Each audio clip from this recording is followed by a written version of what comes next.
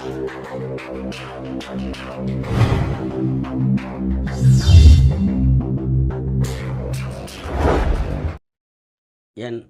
குலதெய்வமான கொழுந்தளமனை போற்றி, பெரிய கருப்பணசாமியை போற்றி, அனைவருக்கும் எனது பணிவான வணக்கங்கள்.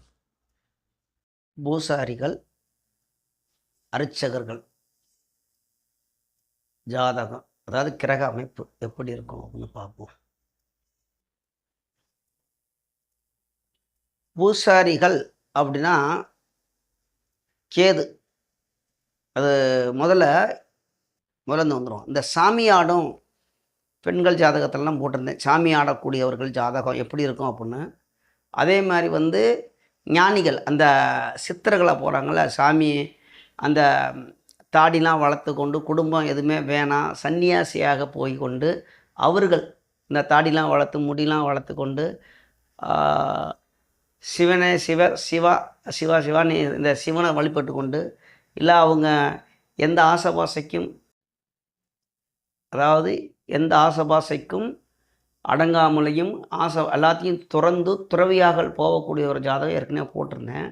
இதில் சாமி ஆடும் உசார்னா நிறையா வகையில் இருக்குது. இந்த சாட்டையை பிடிச்சி ஆடி குறி சொல்லும் பூசாரிகளுடைய அமைப்பும் வீடியோ போட்டிருந்தேன் ஏற்கனவே. இப்போ இந்த வீடியோவில் நம்ம என்ன பார்க்க போகிறோம் அப்படின்னா, பூசாரிகள். இப்போ பூஜாரிகள் அப்படின்னு எடுக்கும்போது, கோயிலில் கருவறைக்குள், அந்த கருவறையில் போய் அந்த சாமியை தொட்டு வணங்கி அவங்களுக்குள்ள அர்ச்சனை செய்து அவங்களுக்கு பூஜை செய்யக்கூடிய அமைப்பு எப்படி இருக்கும் அப்படின்னு ஒரு பார்ப்போம். அதுக்கு அடுத்தபடியாக வேத மந்திரம் அர்ச்சகர்கள் அப்படின்னு சொல்லுவாங்கள்ல, அவங்களுக்கு எப்படி அமைப்பு இருக்கும். பூஜாரிகள்னால் எல்லாருமே பூஜாரி அமைப்பு ஒரு கிரகத்தை மட்டும் வச்சு சொல்லிட முடியாது.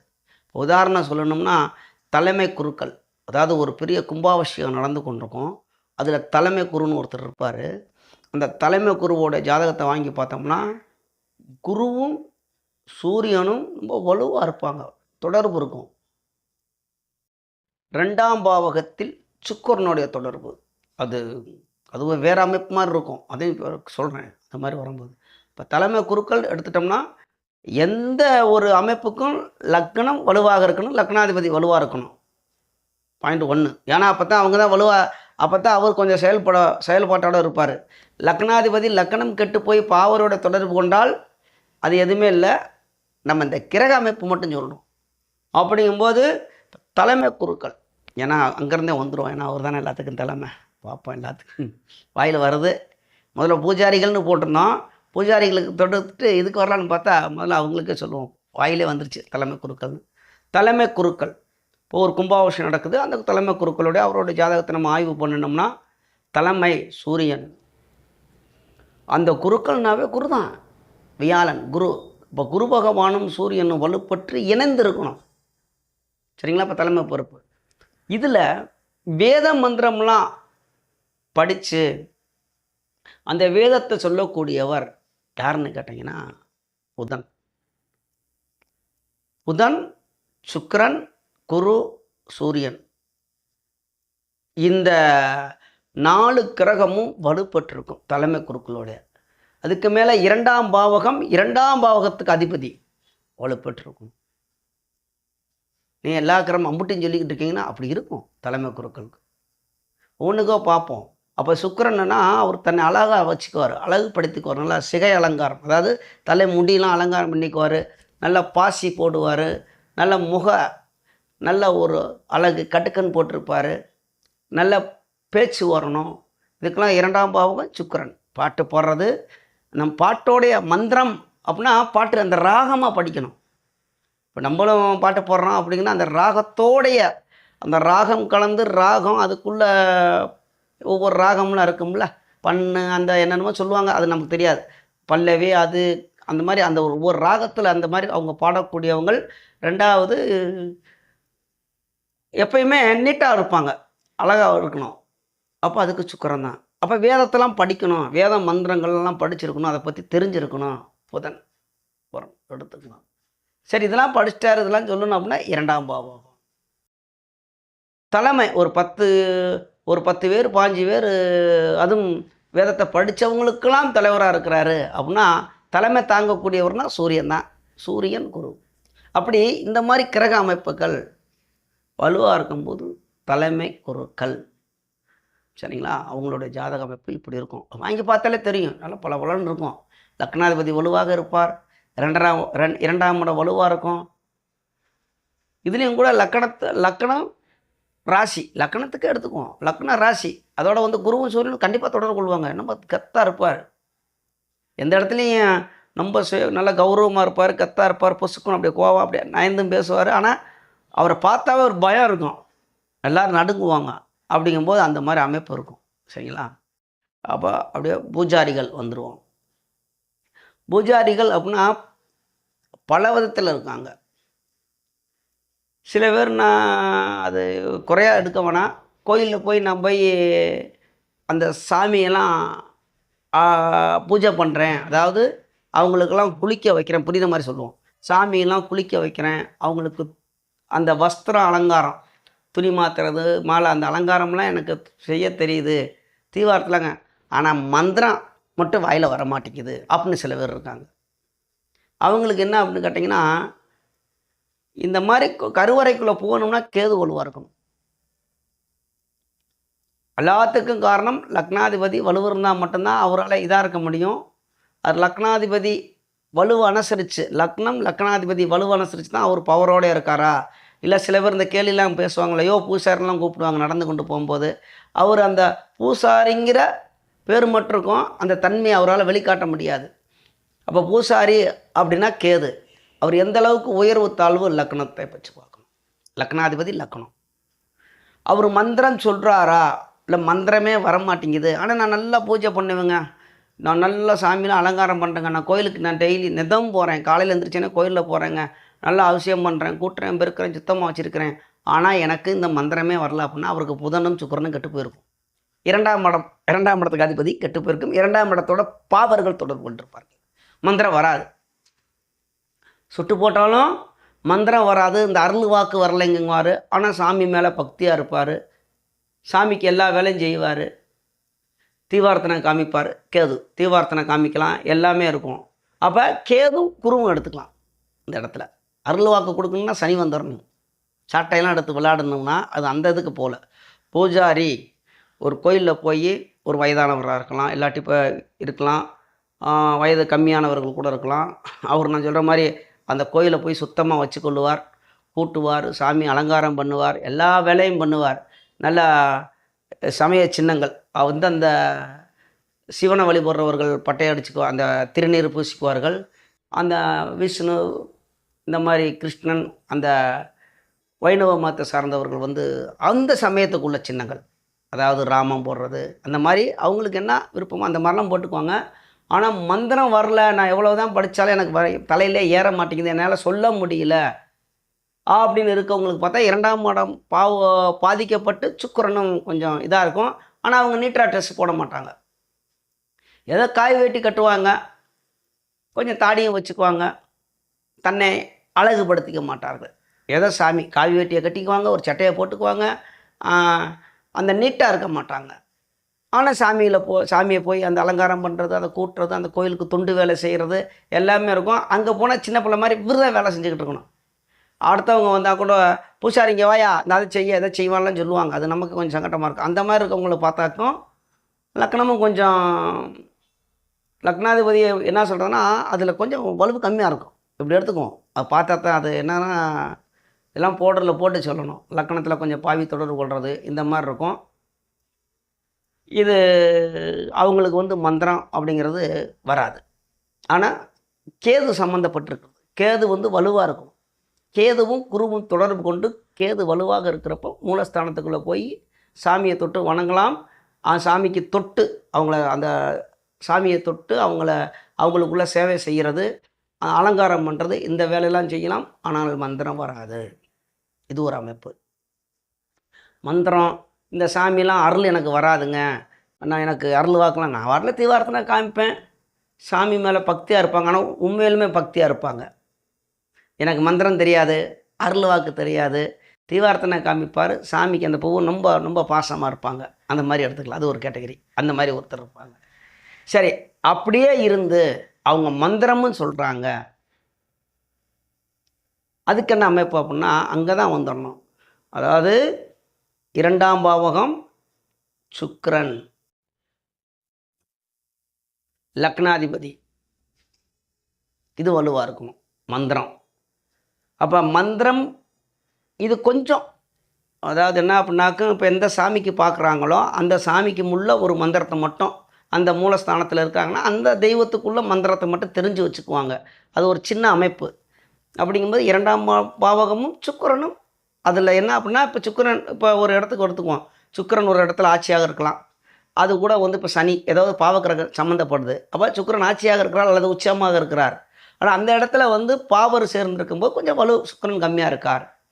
2ஆம் இடத்தில் ஒரு பாவர் தொடர்பு கொள்கிறார். அப்படிங்கும்போது என்னென்னா, அவர் கொஞ்சம் மந்திரங்கள் சொல்லுவார். ஒரு கொஞ்சம் தான் தெரியும். எப்படி சொல்கிறதுனா, இப்போ ஒரு எந்த தேவதைக்கு, இப்போ விநாயகருக்குன்னா ஒரு உதாரணத்துக்கு இந்த நம்ம பார்வதி பதையே நமக கரகர மகாதேவா இந்த மாதிரி, இல்லை சிவதனைய வரிஷ்டம் சர்வ கல்யாண முகூர்த்தம் இந்த மாதிரி ஏதாவது ஒன்று சொல்லிக்குவாங்க. அப்படி இல்லை ஏதோ ஒன்று, இந்த 5 தமிழ் மந்திரம்னா 5 கரத்தனை ஆணை முகத்தினை இதை மட்டும்தான், இதை மட்டும் சொல்லிட்டேனே அவங்க ஒரு அஷ்டோத்திர மந்திரம், கணாச்சாய நமக கணபதிய நமக பாலாயா நமகா இந்த மாதிரி ஏதாவது சொல்லிக்கிட்டு ஒரு சின்ன சின்ன மந்திரங்கள் சொல்லக்கூடியவங்க இந்த மாதிரி அமைப்பு இருக்கும். சுத்தமாக மந்திரம் சொல்லக்கூடாதவங்களுக்கு நம்ம தான் சொன்ன மாதிரி இருக்கும். 2ஆம் பாவகம் பாதித்து சுக்கிரன் பாதிக்கப்பட்டிருந்தால் சுத்தமாக மந்திரமே சொல்ல மாட்டாங்க. ஆனால் இவருக்கு கேது தான் பூஜைக்கு பூஜாரிகளுக்கு உள்ள மெயின் கிரகம் எதுன்னு கேட்டிங்கன்னா கேது. இந்த இடத்துல சனிக்கு வேலை இல்லை, அதுக்கு சொல்லிடுறேன். சாட்டை எடுத்து விளையாண்டு கருப்பசாமிக்கு வந்து இந்த ஆடு வெட்டுறதுக்கு தண்ணி போட்டு சாட்டை எடுத்து விளையாண்டு அருள் வாக்கு கொடுக்கக்கூடியவர்களுக்கு சனி சம்பந்தப்படுவார். வேத மந்திரம் சொல்லி நிறைய உன்னிப்பாக கவனிக்க வேண்டியிருக்கு. வேத மந்திரம் படித்து வேத மந்திரம் வந்து கொஞ்சமாக எனக்கு தெரியும் அந்த சாமிக்கு மட்டும் சொல்லக்கூடியவருக்கு 2ஆம் பாவமும் சுக்கிரன் கொஞ்சம் பாதிக்கப்பட்டிருப்பார். அதாவது வலுப்பற்று பாதிக்கப்பட்டிருப்பார். அப்படி எடுத்துக்கோங்க. அப்படிங்கும்போது அந்த லக்னாதிபதி வலுவனுசரித்து அவர் எப்படி இருப்பார்? லக்னத்தில் பாவர்கள்லாம் தொடர்பு கொள்கிறாருன்னா அது மாதிரி செய்வார். கொஞ்சம் யாரும் மதிக்க மாட்டாங்க. சரி, லக்னாதிபதி வலுவாக இருக்குது, ரொம்ப சுய கௌரவமாக இருப்பார். அந்த கொஞ்சம் மந்திரம் தெரிஞ்சாலும் அப்படி தெரியாத மாதிரி அழட்டிக்க மாட்டார். ரொம்ப கௌரவமாக இருப்பார், ரொம்ப மதிப்பு மரியாதையாக இருப்பார். அந்த மந்திரத்தை கூட அப்படி கொஞ்சம் தான் தெரியுது அவருக்கு தலையில் அந்த மந்திரம்லாம் அவருக்கு யாபக சக்தி இல்லைனாலும் அதை வெளியில் காமிச்சிக்க மாட்டார். அப்படி கௌரவமாக இருப்பார். லக்னாதிபதி வலுவான சரிச்சு எடுக்கணும். எல்லாத்துக்கும் ஒரே மாதிரி வராது, நிறைய மாற்றி வரும். சரி, இது ஒன்று. இதே மாதிரி கருவறையில் எல்லா மந்திரமும் தெரியும், ஆனால் வெளி பூஜைக்கு போக மாட்டார். ஒரு உதாரணத்துக்கு சொல்லணும்னா, ஒரு 8 சாமி மந்திரங்கள் இல்லை ஒரு தேவாரம் திருவாசகம் இதெல்லாம் தமிழ் மந்திரங்கள். இது தேவாரம் திருவாசகம், அதே மாதிரி அபிராமி அந்தாதி, இந்த மாதிரி தேவையானது இன்னும் நிறையா இருக்குல்ல. எனக்கு கொஞ்சம் தான் அந்த மாதிரி உள்ளதில்லை. இப்போ நமக்கு என்ன தெரிஞ்சிருக்குன்னு அதெல்லாம் பேரலாம். அதே மாதிரி முறையாக அந்த சங்கல்பம் சொல்லுவாங்க, பிராணம்னு சொல்லுவாங்க, சமய சைவ அனுஷ்டானம்னு சொல்லுவாங்க. இந்த அனுஷ்டானம் இந்த மாதிரிலாம் ஒவ்வொன்றும் இருக்குல்ல. இதெல்லாம் பண்ணி அவர் கோயிலில் போய் நல்ல பூஜை பண்ணுறாரு. அது ஒரு அமைப்பு எப்படி இருக்கும் அப்படின்னு கேட்டிங்கன்னா, அங்கே தான் வந்துடணும் சுக்கிரன். நல்லா அது சுக்கிரனோட வலுவை அனுசரித்து தான் அவர் ஏன்னா தன்னை அழகுபடுத்துகிறார். இந்த இடத்துல புதனும் வலுவாக இருக்கணும்.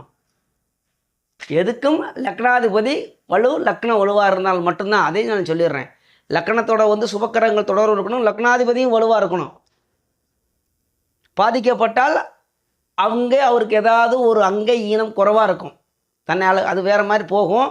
இது எதுக்கும் எந்த ஒரு ஜாதக அமைப்பு எடுத்துக்கணும்னாலும் லக்னாதிபதி லக்னம் வலு, ராசியும் பார்த்துக்கலாம்.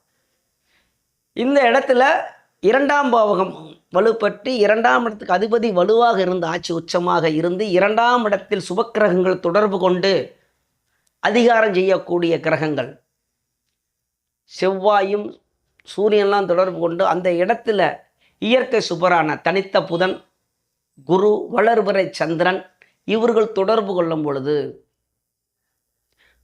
நல்ல மந்திரம்னு சொல்லுவார் கோயிலில். இந்த இடத்துல புதன் வந்து படிப்புக்கு வேணும், அவர் எந்த அளவுக்கு இருக்கார் அப்படிங்கிறது புதனுடைய வலுவான சர்ச்சு. இப்போ புதன், சுக்கிரன், குரு, கேது இந்த மாதிரி வலுவாக இருக்கிறவங்களுக்கு இதில் எல்லாமே எங்கே தொடர்பு கொள்ளணும் அப்படின்னா 10ஆம் பாவகம் 2ஆம் பாவத்தோடு தொடர்பு கொள்ளிருக்கணும். எங்கே வேணாலும் இருக்கலாம். 10 2 தான். 2ஆம் படம் தானே வாக்குஸ்தானம், அங்கே பூஜாரிக்கு அங்கே வாக்கு தானே மெயினாக வேணும். அங்கே மந்திரம் சொல்கிறதுக்கு 10ஆம் பாவகம் இது தொழிலாகவே செய்கிறாரு, கர்மஸ்தானத்தில் இருக்கார், ரைட். அவருக்கு வேறு வேலையே இல்லை, கோயிலில் தான் பூஜாரியாகவே இருக்கார், வேறு வேலையெல்லாம் தெரியாது அப்படிங்கிறது 10ஆம் பாவகத்தோட குரு, கேது. 2ஆம் பாவகத்தோட சுக்கிரன், இந்த சுபக்கிரகங்கள் தொடர்பு. 2ஆம் இடத்துக்கு அதிபதி வலுவாக இருக்கணும். அனைத்துக்கும் மேலே லக்னாதிபதி வலுவாக இருக்கணும். சொல்கிறது கொஞ்சம் உலட்டுற மாதிரி இருக்குங்களா, புரியாது. ஏன்னா அது ஜாதகம் பார்க்குறவங்களுக்கு தான் தெரியும். தனியாக பார்த்தா சொல்லிடலாம். ஜாதகத்தை கொடுத்து ஆய்வு பண்ணுங்க, என் ஜாதகம் எப்படி இருக்கானாக்கா நம்ம அதுக்கு வழக்கம் சொல்லிடலாம், வரும் வராதுன்னு. இந்த மாதிரி ஒரு அமைப்பு இருக்குது. இதுக்கு மேலே உயர்ந்த நிலை, உயர்வு நிலை முதல்ல சொல்லிட்டேன். தலைமை குருக்களுடைய ஜாதகம் இந்த வீடு கிரக பிரவேசனத்துக்கு போகிறது, இந்த கணபதி ஹோமத்துக்கு போகிறது, இந்த மாதிரி மந்திரங்கள் தெரிகிறது, அந்த மாதிரி இருக்கவங்களுக்கெல்லாம் எப்படி இருக்கும் அப்படின்னு நம்ம ஆய்வு பண்ணோம்னா குரு வலுவாக இருக்கணும். முதல்ல குரு அவங்களுக்கு அந்த இடத்துல வந்து அவங்களுக்கு கேது தேவையா அப்படின்னு கேட்டிங்கன்னா, ஞானக்காரகனான கேது தேவையானா, கேது ஏதாவது ஒரு வகையில் தொடர்பு கொள்வார். இவங்களுக்கு அங்கே கேதுவுக்கு வந்து வேலை கிடையாது. ஏன்னா உங்களுக்கு வந்து ஞானம் வேணும் அப்படின்னா அந்த கோயிலில் பூஜை பண்ணுறவங்களுக்கு தான் ஞானக்காரகன். இந்த தொழில் மந்திரமாக வச்சுருக்காங்கல்ல, என்னது இதுக்கு நம்ம வேத விற்பர்கள் என்னமோ சொல்லுவாங்க. அதாவது மந்திரத்தை சொல்கிறவங்கன்னா அந்த மந்திரத்தை வந்து விற்கக்கூடியவர்கள், மந்திரத்தை சொல்லி பணம் வாங்கக்கூடியவர்கள். அப்படிங்கும்போது அவங்களுக்கு மந்திரம் சொல்லணும், மந்திரத்தையே பயன்படுத்துகிறாங்கன்னா 2ஆம் இடம் சுக்கிரன், குரு. அப்போ இவங்க லக்னாதிபதி, லக்னம், ராசி வலுவாக இருக்கணும். அதில் வந்து சுக்கிரனை நம்ம ஏன் எடுக்கிறோம் அப்படின்னு கேட்டிங்கன்னா, அது வலுவாக இருக்கும்.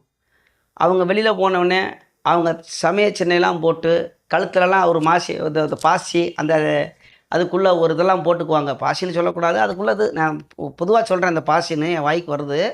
அதில் வந்து நிறையா இருக்குது. அந்த கலராக அதெல்லாம் முத்துக்கள், அந்த விலை கூடிய இதெல்லாம் போடுவாங்க கழுத்தில், நல்ல இதெல்லாம் போடுவாங்க. அந்த சமய சின்ன மாதிரி போடுவாங்க, தன்னை அழகுபடுத்துக்குவாங்க, நல்லா அழகுபடுத்துவாங்க. சிகை முடியெலாம் நல்லா நிறையா வளர்த்துருப்பாங்க. காதுக்கு கடுக்கன் போடுவாங்க. ஆள் பார்க்க கொஞ்சம் அப்படி நீட்டாக இருப்பார். கொஞ்சம் காமிக்கணுங்களா, அந்த பஞ்சாட்சரம், அந்த பஞ்ச வஸ்திரங்களா, அந்த மாதிரி அந்த வேட்டியில் அந்த மாதிரி ஒரு இதாக கட்டுவாங்கள்ல, பஞ்ச வஸ்திரம் கட்டுறது. இந்த மாதிரி தன்னை அழகுபடுத்தி கொண்டு இருக்கக்கூடியவங்களுக்கெல்லாம் வந்து இந்த வீட்டுக்கு கிரகப்பிரவேசனம் அதுலேயும் நிறையா இருக்குது. சில பேர் கொஞ்சம் தன்னை அழகுபடுத்தாமல் கொஞ்சம் தாடிங்கடியமாக வருவாங்க. சில பேர் நல்லா எப்பயுமே க்ளீர் சேவ் பண்ணி நல்லா அழகாக வருவாங்க, தன்னை அழகுபடுத்திட்டு வருவாங்க. அதுக்கு சுக்கிரன் கொஞ்சம் அழகு கம்மியாக இருக்குன்னா சுக்கிரன் கொஞ்சம் பாதிக்கப்பட்டிருப்பார், எடுத்துக்கலாம். சரி, மந்திரம் சொல்லணும். 2ஆம் இடத்துக்கு அதிபதி, 2ஆம் பாவகம் வலுவாக இருக்கும். வாட்டில் கடன்னு மந்திரம் சொல்லிக்கிட்டே இருப்பார். வேத மந்திரத்தை அவர் வாட்டில் ஓதிக்கொண்டே இருப்பார். அந்த அக்னிக்கு, அந்த வேதத்துக்கு அங்கே போயிடணும். அப்படிங்கும்போது குருஸ்தானம், குரு இந்த இடத்துல சனிக்கு வேலை இல்லை. அந்த தெய்வ சம்மந்தப்பட்டதுக்கு போகணுன்னா ஞானக்காரகரான கேதுவை நமக்கு பார்க்கணும். ஆனால் கேது உங்களுக்கு பெருசாக தொடர்பு கொள்ள வேண்டாம். 2ஆம் பாவகம் குரு, புதன், சுக்கிரன். ஏன்னா வேதத்தெல்லாம் படிக்கணும்ல, புதன் இல்லாமல் அங்கே படிக்க. இதில் வந்து அவங்களுக்கு ஜோதிடமும் தெரியும். ஏன்னா நவக்கிரகங்களை பற்றி தெரியணும் அப்படின்னா ஒருத்தருக்கு புதன் வேணும். 12 ராசியை தெரிஞ்சிருக்கணும், 27 நட்சத்திரத்தை தெரிஞ்சிருக்கணும், பாதசாரத்தை தெரிஞ்சிருக்கணும். எல்லாமே அவங்களுக்கு கிரகத்துடைய நிலையை தெரிஞ்சிருக்கணும். இன்றைக்கி என்ன நட்சத்திரம், திதி, கரணம், யோகா எல்லாமே அவங்க தெரியணும் அப்படின்னா புதன் வலுவாக வேணும். ஏன்னா அவங்க சங்கல்பம்னு ஒன்று சொல்லுவாங்கள்ல, சங்கல்பம் சொல்லுவாங்கள்ல. அப்போ மாச, திதி, யோகா அப்படின்னு ஒவ்வொன்றா சொல்லுவாங்கள்ல. அப்படிங்கும்போது அதை அது படிக்கிறாருன்னா அங்கே புதன் வந்துடணும். இந்த மாதிரி ஒரு அமைப்பு இருந்தால் மட்டும்தான் இந்த வீட்டில் போய் யாகம் வளர்த்து கணபதி ஹோமம் செய்யக்கூடியவர்கள், வீடு இந்த கிரக பிரவேசனம் செய்யக்கூடியவர்கள், இந்த மாதிரிலாம் இருக்கும். இதில் இன்னும் ஒருபடி நான் சுப காரியங்களுக்கு மட்டும்தான் போவேன், அசுப காரியங்களுக்கெலாம் போக மாட்டேன் அப்படின்னு இருக்கிறவங்களுக்கு இந்த மாதிரி அமைப்பு இருக்கும். இதில் நான் எல்லாத்துக்குமே போவேன், அதனால அங்கே சனி தொடர்பு இருக்கும். அங்கே தான் சனியும் கேதுவும் குரு. இப்போ இறந்தவர்களுக்கு போய் இந்த கருமாதின்னு சொல்லுவாங்கள்ல, கருமாதிங்குவாங்க, திதிங்குவாங்க, கருமம் செய்யக்கூடியது இந்த 16 நாள் கழிச்சு. அதான் கருமாதிங்க அப்படிங்குவாங்க எங்கள் ஊர் பக்கம். உங்கள் ஊர் பக்கம் என்ன சொல்லுவாங்கன்னு தெரியாது. கருமத்தை அந்த ஆத்மாவுக்கு போய் அதுக்குள்ளே மந்திரத்தெல்லாம் சொல்லி அந்த அந்த என்ன சொல்கிறதுனா மொட்டை எடுப்பாங்கள்ல, முடியெல்லாம் எடுத்து அதில் உட்காந்து அதுக்கு கருமத்தை செய்யக்கூடியவர்கள், அதுக்கு சனி வேணும். அதாவது அவங்கள பார்த்தாவே இவ்வளவு கிரகம் இவ்வளோ அமைப்பு இருக்குது. ஒருத்தரை பார்த்தனே இந்த ஒரு பூஜாரிக்கு என்னப்பா அமைப்பு அப்படின்னா, பொதுவாக பூஜாரினா கோயில் இந்த கிராம பூசாரிகள் என்னென்னா சனி கேது குரு டக்குன்னு சொல்லிடலாம். மந்திரத்துக்கு வர்றாரு, அதில் படிநிலைகள் இருக்குது.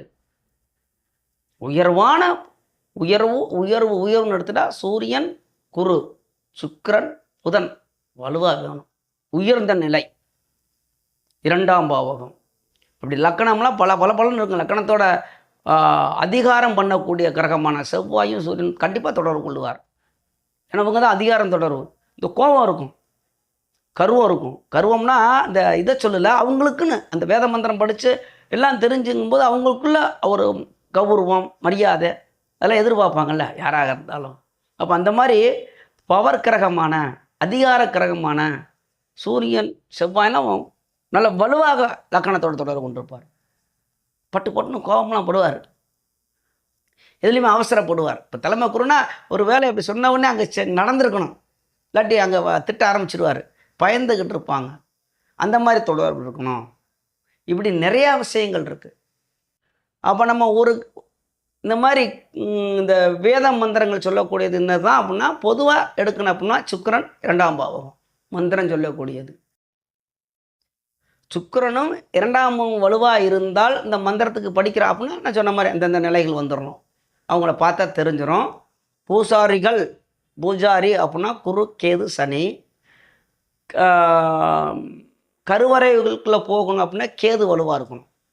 பூஜை சாமியை தொட்டு அவங்க பூஜை பண்ணக்கூடியவங்களாக இருந்தால் கேது வலுவாக இல்லாமல் அங்கே உள்ளே போக முடியாது. ஏதாவது ஒரு வகையில் தொழிலாக இருந்தாலும் 10ஆம் பாவத்தோட கேது தொடர்பு கொள்ளணும். கேது இருந்த வீட்டுக்கு அதிபதி வலுவாக இருக்கணும். நல்ல கிரகத்தோட ஆட்சியோ உச்சம் பெற்ற கிரகத்தோட தொடர்பு கொள்ளணும். இல்லாத அந்த வீடு கொடுத்தவன் அதான் ஆட்சி உச்சத்தோட தொடர்பு கொள்ளணும். இல்லாட்டி ஆட்சி உச்சம் பெற்றவன் அந்த கேதுவை பார்வை பறக்கணும், இல்லை இணைந்திருக்கணும். நிறைய விஷயங்கள் இருக்குது.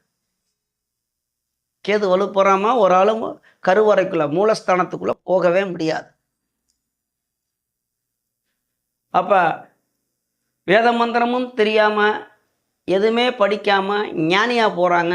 குடும்ப வாழ்க்கையெல்லாம் குடும்பமாவது கோத்திரமாவது அங்கிட்டு தூக்கி போட்டு அவங்க சித்தம்போக்கு சிவம்போக்குன்னு சொல்லிட்டு போய்கிட்டே இருப்பாங்கள்ல, அவங்களுக்கு உறுதியாக 12ஆம் பாவகத்தோடையும் அதில் நிறைய விஷயங்கள் பார்க்கணும். 7ஆம் பாவகம் சுக்கிரன் கெட்டுறணும். இவங்களுக்கு சுக்கிரன் கெட்டுறணும். அதாவது ஞானியாக போகிறாங்களா எதுவுமே எனக்கு வேணாம்டா அப்படின்னு அவங்களுக்கு சுக்கிரன் கெட்டு சனி கேது குரு தொடர்பு பாருங்கள். இப்போ நம்ம ஒரு உதாரணமாக ஒரு பூஜாரின்னு எடுத்துக்கிட்டோம். இந்த பூஜாரிகள் எத்தனை வகையில் இருக்காங்க படிநிலை.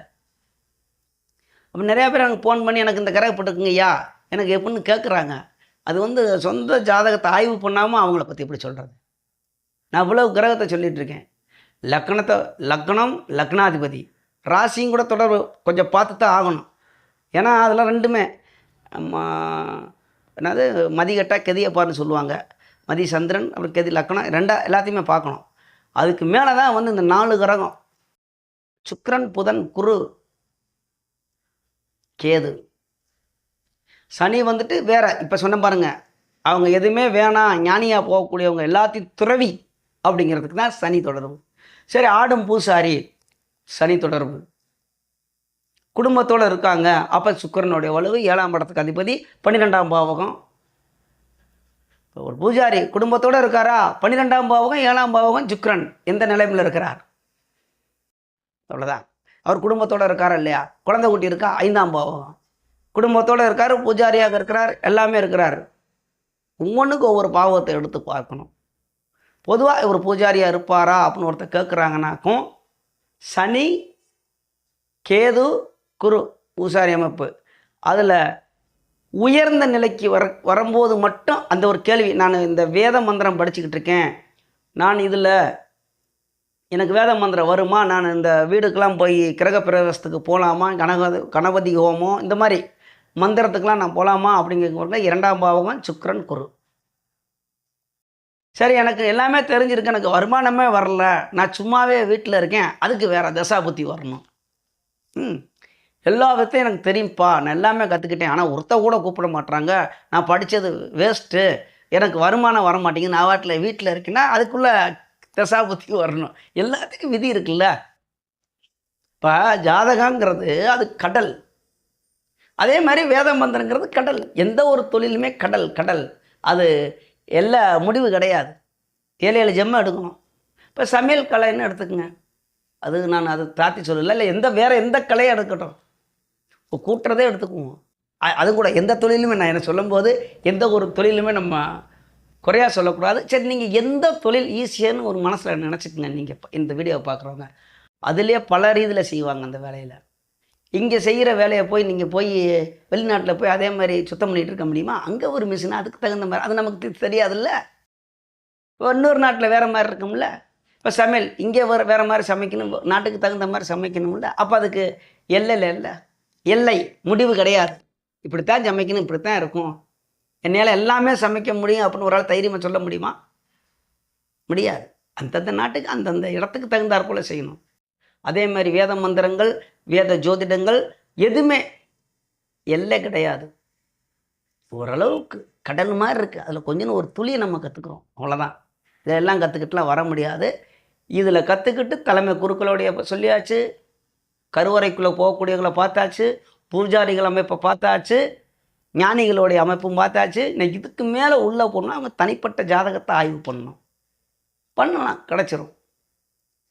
நான் இதெல்லாம் பார்க்குறேன்னா நான் ஆய்வு பண்ணுறேங்க. அவங்க ஜாதகத்தை கூசாமல் சொல்லுவேன். அவர் அழகாக அப்படியே அந்த இதெல்லாம் வாசி போட்டு அந்த முடியல நல்லா நிறையா வச்சு அப்படியே அழகாக இருக்காருன்னா உங்களுக்கு சுக்கிரன் தான் வலுவாக இருக்குன்னு சொல்லிடலாம். சாமி உங்களுக்கு சுக்கிரன் உங்கள் ஜாதகத்தில் வலுவாக இருக்குன்னு எடுத்து பார்த்தோம்னா ஆட்சி உச்சம் லக்கணத்தோட தொடர்பு கொண்டு எந்த பங்கமும் பாவப்படாமல் வலுவாக இருப்பார். இந்த மாதிரி தான் தலைமை குருக்கள் சூரியனும் குருவும் வலுவாக இருப்பாங்க. அப்படி பையன் அப்படியே, ஆனால் அவங்கள்ட்டலாம் கேட்க முடியாது. சாமி உங்கள் ஜாதகம்னா கடிச்சே விடுவார், அடித்தாலும் அடிச்சிருவாங்க. அந்த கேட்கக்கூடிய விதத்தில் கேட்டால் சொல்லுவாங்க, நான் ஒரு ஜோதிடர் ஆய்வு பண்ணிக்கிட்டு இருக்கீங்க ஐயா, அதுன்னு அவங்க ஃப்ரீயாக இருக்கிறப்ப இந்த மாதிரி அவங்க ஜோதிடம்லாம் தெரிஞ்சிருக்கும்.